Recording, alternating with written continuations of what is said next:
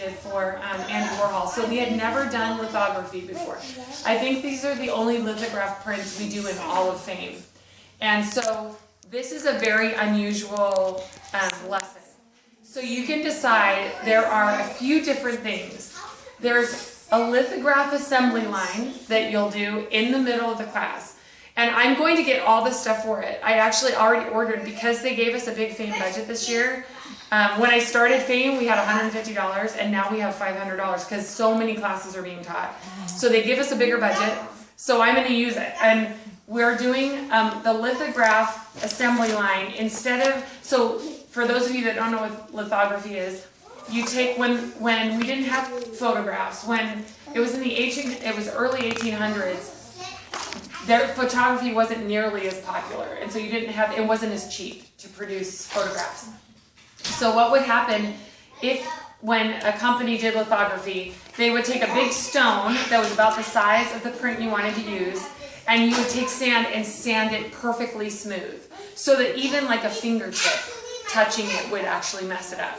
It had to be absolutely smooth, and the stone is a special kind of stone. It's super porous, so it's very easy to sand down and get really shiny and perfect.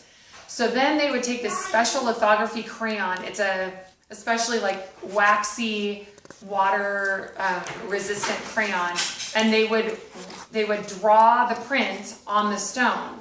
And it would be really fine lines. Like when you think of crayons today, they've got a big wide tip. But these lithography crayons, you could make tiny lines with these crayons. You draw the picture on the stone, and then you would dip the stone in an acid bath. So you'd wet the stone first, and then you dip it in the acid bath. The acid would not eat anything but the stuff that didn't have the crayon. The crayon would stay, and it would eat away everything else. So that it ended up looking like a rubber stamp. Only the top wouldn't be rubber, it would be the crayon. So everything was in like this low relief kind of look. And then they take this special ink. It was made out of like beef suet, and it had like white wax in it. It had mastic shellac. It was like this combination of like a greasy, inky color. It was dark black. And then they would roll that on a plate, and then they would put that on top of it and evenly get the ink on this stone. Then when they took it off, they could press paper on it, and it would work. It would make the printing easier, because before that they would use wood blocks. They would chip out the wood blocks and make it a print, or they would use like copper, and they would do that. It wasn't nearly as effective. Once lithography was developed, you could make prints of things so easy. So that's how lithography was developed. So what I'm doing for you guys to make an assembly line, if you want to do this, depends on your class and how much time you have. You'll have somebody, so I'm going to make I'm going to try to make it look like a stone. And with Elmer's glue, it'll make a relief. I'll draw a design with glue. So it'll actually be raised up from the cardboard or whatever I decide to make the stone out of. And then I actually ordered online, I ordered these brayers. That's what they would use. It's like a roller like you use for painting wallpaper, except it's rubber and super smooth. And you use a brayer, and you smooth a brayer. You use the paint, well, you just use like tempera paint. And we'll roll that onto a flat piece of plastic. And then you lay that on top of the thing with the raised design on it. And it just barely touches. Then you use a dry brayer, and you roll it over it to make sure it covers the design. And then you pull that off, put the paper on top, and then, so it actually ends up being an assembly line of kids. So the one will have one, then you'll have somebody with a brayer putting it on the paint, then you'll have the next person taking that and putting the plastic over the top, then you'll have the next person put the paper over the top and roll the brayer on it. And then the last thing is, and this was only women that did this, they would do the coloring in. So these pictures were all black and white until the colorist would come in. And in the assembly line, you'd have one person with blue, one person with red, one person with yellow. So in an assembly line, you'd have women only that would be sitting there that would be coloring in the different colors on the pictures. And so you can decide how you want to do it, but I'll have all of this stuff for the assembly line. The other thing they want to do is a blacksmith tableau. So they want it to look like a blacksmith's shop. I'm like, oh my God. The chestnut You leaves thought and the wagon trees. was full last time. It is going to be totally full. So we can't put an anvil in there because for this month, it's the anvil chorus. And so they want to have a blacksmith tableau. So basically, you want to make it look like a blacksmith show. So I ordered a leather looking apron for the docents. So that will be your only costume piece, will be this leather apron. It's not really leather, it's like a dark brown canvas. So that'll fit the docents, everybody will wear that. Then I'm gonna make, for the kids, I'm just gonna make pleather aprons for them. They won't be actual leather. I'm just gonna make a simple apron. And I'll have 2 of them for each, for you guys to use. So you'll have one person that has the apron on, that's the blacksmith, and one that's gonna be the bellows person, that's gonna hold the bellows to make the fire bigger. So I made a fire at the end of last year. I made a fire for the Remington lesson, and it was 3 felt logs with this little, it had cellophane like over it and LED lights that made it look like a fire. It was a campfire. For the cowboy lesson, they want you to use this fire. So I'm trying to decide whether we should use it or not, but we have it. So you've got a fire. Then the anvil's weigh about 500 pounds, so we're not going to use an actual anvil. So I don't know why we don't have any of these props. So they must have simplified for these lessons before. But I'm going to try to make a big copy of the anvil, so it will be on cardboard, and it'll be an anvil that's actually sitting on top of a tree stump. And so usually they'd have a big metal anvil and the leather strap would hold it to a tree stump. And that's what they would hammer anything that they were melting, anything that they were trying to form, like a horseshoe or whatever. So I have a horseshoe that I've ordered on Amazon, a horseshoe and tongs to hold onto it. And then I've got a bellows, I ordered that too. So thank heavens that they have a big budget. So we have a bellows. So you'll have, if you want to do this little blacksmith tableau, which would be a fun thing for the kids, I'll have 2 little leather aprons for them. We'll have tongs, a horseshoe. So one will be the blacksmith holding the tongs, holding the horseshoe, and they can hold it over the little fire, put it on the anvil, which will be cardboard, so tell them to be really careful. And then they will hammer, and so then I'll have a mallet, a hammer mallet, for them to hammer it. And then you'll have another kid that will be the bellows guy that'll like be holding it by the fire and keeping the fire going while the blacksmith hammers. Anyway, it should be really cute. So there are a lot of props for that. So you'll have aprons and tongs and the anvil and the... So the bellows is a separate thing, right? The bellows looks like, it's actually not a big one. So might it be on top of the anvil, the bellow? So the bellows is actually just a thing that it's shaped this way. It has a little spout at the end, like a little metal tube, and you push it and it makes air come out. So if we do this with the fire, I'll have this little, it looks like a campfire. It's made out of there are 5 felt logs that go in a little circle. And then there was this little fire made out of cellophane that had LED lights. So you'll turn the LED lights and put it inside. The fire comes off, you put that on top, and I don't know if you remember from last year, that little fire. So you'll put the fire back on. So the bellows person will have his little leather thing on, and he'll do this, or he or she will keep the fire going, which obviously is just LED lights, but it'll be fun for them. And then the blacksmith will be up here with his tongs and the horseshoe, hammering, and then putting it over the fire, heating it up, hammering it on the anvil again, putting it over the fire. So the hammer, the mallet I have is rubber, but I know that last year we had a metal mallet. So I'm going to look for that and try to see if any of you guys have a metal mallet. I know it's a random thing to have, but then it makes a louder noise. It's fun for the kids. So that's the blacksmith thing, and so there's the assembly line for the lithography. Then you've got this whole blacksmith shop thing going on, and then there's a whole nother thing in it where the Henry Wadsworth Longfellow wrote the poem "The Village Blacksmith." That poem, there's a whole poetry section. So if you don't want to do any of those other ones, there's a whole section for poetry. Now, if you decide to do the screen printing, you can actually produce prints off of that, and the kids can color them in. So that can actually be an art project for you to do. You can produce the prints. Now I have to work on that and see how that works. So I'll make the design and try to produce them myself when I get the brayers, because I ordered those as well. So I'll try to produce them. If it works out, looks really good, you can have your class try to produce them, and then I will just make copies in black and white of the final product, and then your class can be the colorists and color them in. So that can be the art project if you want to do an art project. There was a maracas art project in the. There is. I like that. So for the younger one, that is really fun. So I think I'm going to use that for one of my classes. The maracas art project. So in the anvil chorus, you've got all this percussion, and in the anvil chorus, actually, it's them hitting an anvil. So. And I don't know if everybody that produces that song uses an anvil and actually hits the anvil with metal.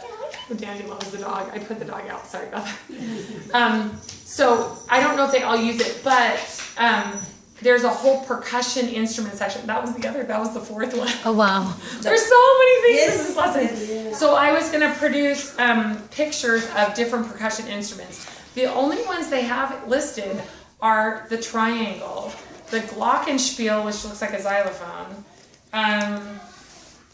a bass drum, and there's one other, maracas. So it's only 4. But in an orchestra, the big ones you use mostly are kettle drums. You'll have the kettle drums probably more than the bass drum. You'll have cymbals. The cymbals are always used in an orchestra. There are tons of instruments. So maracas are rarely used in an orchestra, but they are used in the anvil chorus, I think. What they suggested is that you have them make these plate maracas. So in the younger class, like Una, I think like kindergarten, TK, first grade, second, they would probably really like this. What you would have, they suggested you use paper plates that have a big concave thing to it. So if they're really flat, that won't work. But if there's a big dome in the paper plate, then you would actually they would draw a design on the outside. You would glue it first. You would put a bead of glue and then staple. And so they would put inside, you'd have different things to put inside. Beans, lentils, rice. They had pine needles, leaves. So they'll actually make a different sound. Pasta. Yeah, pasta, yeah. So it'll actually make a different sound because it'll be lighter or heavier and make a different shaking sound. And so then you can turn the music on and have them shake it to the music. That's cool for them. So that would be really fun for the little kids. It's a fast activity too. Yeah. Compared to the lithography. Especially, I'm doing K. For kindergarten.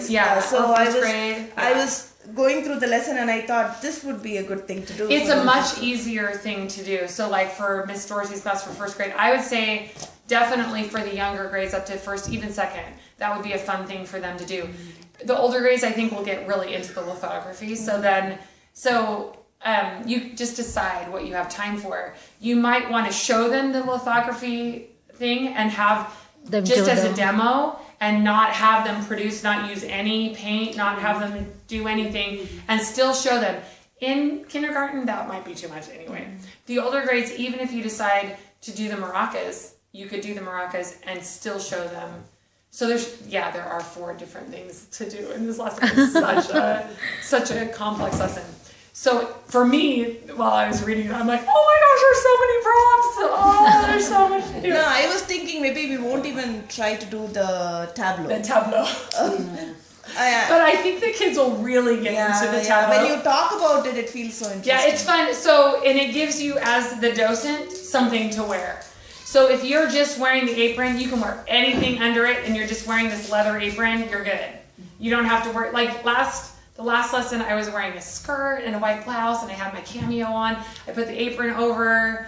It was a very, and my son was in the overalls and the black thing, and he had a white shirtless collar, shirt on. It was a lot more complicated. Just throwing on the apron, way easier, and you can wear anything you want under it, so that's fun. And then the kids love to dress up. You'll see, in your classes, they love to dress up. So, and when you're dressed up, it's a big deal to them. So I know a lot of the docents last year didn't want to dress up. And we'd have the costumes, they never put it on. And I just wore pants and black blouse. And then, and then the apron. Oh, yeah. And the, Yeah, putting on the apron and that little kid. They thought it was the coolest thing. Because she was wearing a black. Yeah, she had a full black sleeve. with a little white collar. So Yeah. I didn't That's have what a I black tried to do. blouse. I wore a white shirt, sleeveless, and then I wore the full sleeve jacket. Wow, overachiever over here. I was like so embarrassed. I know. When I walked in to sign in, I just looked like a really dumpy housewife. I mean, I was just wearing pants, so it didn't look. Oh, yeah. I was wearing like this skirt that didn't fit me very well, a shirt that didn't fit me well. And I had, the shirt was like an old shirt, so it like opened in the front, so I had the apron trying to cover it so it didn't look so bad. And I would walk in and the secretaries, I had to be at the school 4 times in this outfit. Oh wow. The secretaries, by the 4th time, they're like, it's the fame lady. So I didn't worry about it. But I did look pretty ridiculous. So this lesson The is apron really, was so long, It is. and I'm short. It's very so, short for me. It looked ridiculous on me. It wasn't very long. But So I it always didn't- make things Yeah, that it fit looked me. like quite good with my pants. It didn't. Yeah. It didn't show at all. Sorry. So. Yeah, good. It so didn't show, it I'll was try good. to. So in the past, Fame has always tried to borrow things from everyone, but I feel like with our budget, we should try to get together a dress up, like a big costume box, so that we have something to use moving forward. So I know in some of the things they have bustles. You'll have like a dress with a bustle. It never fit me. What like is a people dress would with a bustle? loan it is like, so when you do things that are Victorian or like more modern, more period piece stuff, you'll have a dress that goes out in the back. You'll have a bustle to wear, so it makes it makes the back of the dress look bigger. Yeah, really flattering, right? Super flattering. So I have made a bustle that fits under a dress. Now the dress that was always loaned, I'm 6 feet tall and a very big woman, never fit me. It was always like a size 2 or a size 4. It would never fit me. It was actually a really cool dress, but one of the ladies would loan it every time. I never could wear it. So this year, if we have to do that, I'll make a skirt that will fit the bustle that has a drawstring waist and anyone can wear it. And so then if there are other things, like if you're really small, the one that was going to fit me is not going to fit you, right? So it'll drag on the floor, but that's actually what they did. So it'll work. So I'll just be gathering props and costumes and stuff so that over the years, because there are 6 years of lessons, so we have things to draw from, because you actually will go back, like the fire that I used last year, we'll use this year. We've never had a fire that worked. And once I made it, now we'll be able to use it moving forward. You are so creative. Oh, I know, she is. So, and I have never had 23 note cards. These are like the 4x6 giant note cards. This is like the longest lesson. So I'll go through it real briefly just so that you guys know basically what the lesson looks like. And I know that you'll notice, if you look at the biography that's at the very beginning, I know Rob mentioned this last time, the biography that's at the beginning is very detailed. Yeah. And so you get lots of information. I never opened biography. I mean, I didn't talk about biography. I just told their names and then explained. And then the painting. And so you're doing kindergarten. First grade. Or first grade. So Little bit, yeah. We touched just the highlights. Teaching biography that went like lectures in Brooks class. So I didn't do that in William's class. Yeah, you have to be careful how much detail you give. Yeah, exactly. Like Miss their childhood is interesting for them.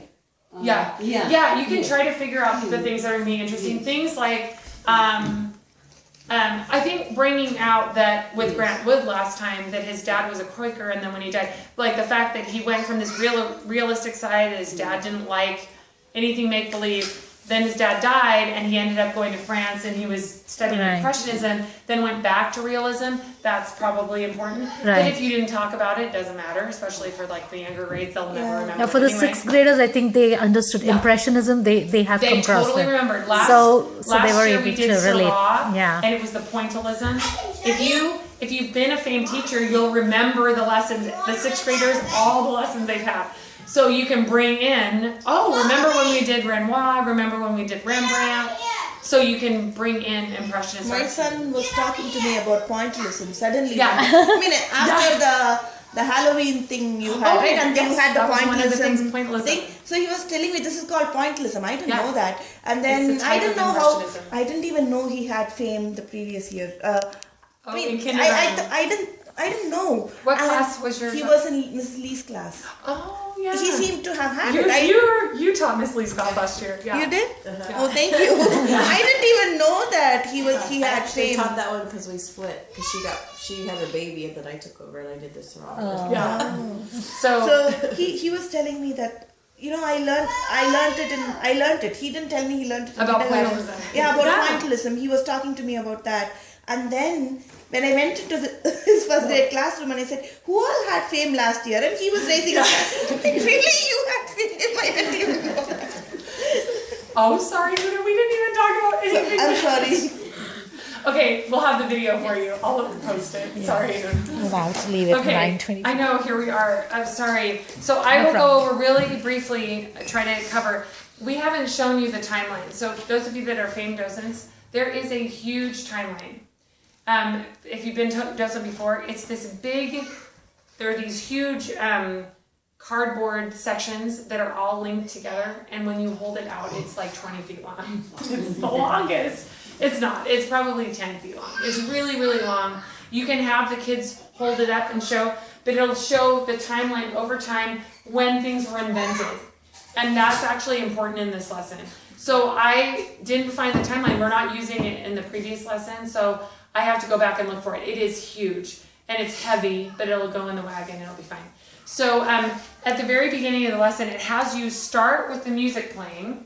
Okay. So you'll actually start, for those of you that use the music, use the speaker, the FAME speaker is in the wagon now, because the office was not willing to let us put it in the office. So it's in the wagon. Yeah. How about the charging? Where does it get charged? I mean, I used the teacher's boombox. Oh, okay. But And it was I fun. was trying to. I was there like 10 minutes early to get all the props Yeah. and take it to the class. I was trying to figure out. I don't know if it's charged. It was not picking up from my phone. So the FAME speaker. So you have to have your phone on Bluetooth if it's going to pick it up. If it's not picking it up, there is a little cord that's in the little container. You can it's plug it in into the- your headphones. Oh, the cord is in the. It's in there. Oh, It's I in that little plastic realized container. that. On the bottom, and it's a short cord, so you actually have to hold the speaker and your phone at the same time. Okay. So, but if you have it on your phone, if you set it to Bluetooth, it'll find it. So right now, this is my husband's speaker. It's not mine. It's not the FAME one. Like the FAME one's mine. So this one is set. It actually turned off automatically, probably. I don't know if ours does that, but it should to save the battery. So this is on. So it just picks it up, and then you can leave. It's nice to hold it and walk around the room. So obviously this is the music from last time. Hoedown. So if you have it on your phone, you'll start the Anvil chorus, and you'll just have this playing in the background. And you can turn it down. You don't want it to be too loud, so you can't talk over it. So you'll have that playing, and then you'll say, okay, so any of you, when you go to the shopping mall, do you ever see a blacksmith? Has any of you ever seen a blacksmith at the mall? No. So why don't we have blacksmiths at the mall? And the kids may not know what a blacksmith is, and you can explain then what a blacksmith is. So why don't we have them at the mall? Why is it important for us to have blacksmiths today? And it would be because all the metalworking that we do is done in factories. We don't do that anymore. The blacksmiths were important because they had horses and wagons, and the blacksmith made the horseshoes and the wagon wheels. The horseshoes will come in later, so you can explain a blacksmith would make horseshoes and they would make wagon wheels for the wagons. Then you can show them the timeline, and they can say, so what invention caused the blacksmith to not be important anymore? And so then you look and you'll see the invention of the automobile. Once the car was invented, they didn't need wagon wheels and they didn't need horseshoes. So that's where it made it so the blacksmith wasn't important anymore. So that's initially what they want you to get at, is on the timeline why blacksmiths were around, and why they called him a blacksmith. Here, I'm going to turn this I'm getting distracted. I do this in the lessons too. So a blacksmith was called a blacksmith. Why do you think they were called a blacksmith? If you worked with gold, you were called a goldsmith. If you made silver jewelry, you were a silversmith. So what's a blacksmith? And they would, so basically the reason they were called a blacksmith, if they can get to it, is that they would heat things over the fire, and the soot from the metal, the iron that they would be using, would make them black. It would cover them with sparks, and they would get black. That's why they were called a blacksmith. And the kids will get into that. Fire, anything with fire and making messes, they love it. So then you can show this print. So this is the print. Now this is different from anything that we have studied or will study in FAME. This is a different process. Everything we talk about in FAME is different. This is different. So what we're studying, we're actually studying about two people. The people that we're talking about were not artists. Currier and Ives were lithographers. So you can decide how much you want to explain about lithography. The title of this is The Village Blacksmith. And so the art itself was actually drawn by different people. Currier and Ives were the ones that printed it. So they became famous. They had more than 7,000 prints that they printed over the course of the time that they were in business together. And and at this point, I think you have to decide whether you want to explain about Currier and Ives or if you want to go into detail about the lithography. So you can show them this. This print does not show very well. But if you show the one that's in the book, maybe I should make a better copy. This is just really blurry. If you look at this, you can see there are lines. Then you can quiz the kids on the 4 elements of an art composition. Right. You'll have line, color, light and shadow. Yeah. So yeah, you can't see in your books, you really cannot see what this print looks like. I'm not really seeing it here either. Oh yeah. So if you look really, really closely, it's really hard to see the lines, but you can see them in the leaves. So if you get really close, see all the leaves, the lines in the leaves, they're little tiny lines. So that's the easiest place to show them is in the leaves where there are tiny black lines everywhere. Yes. Yeah.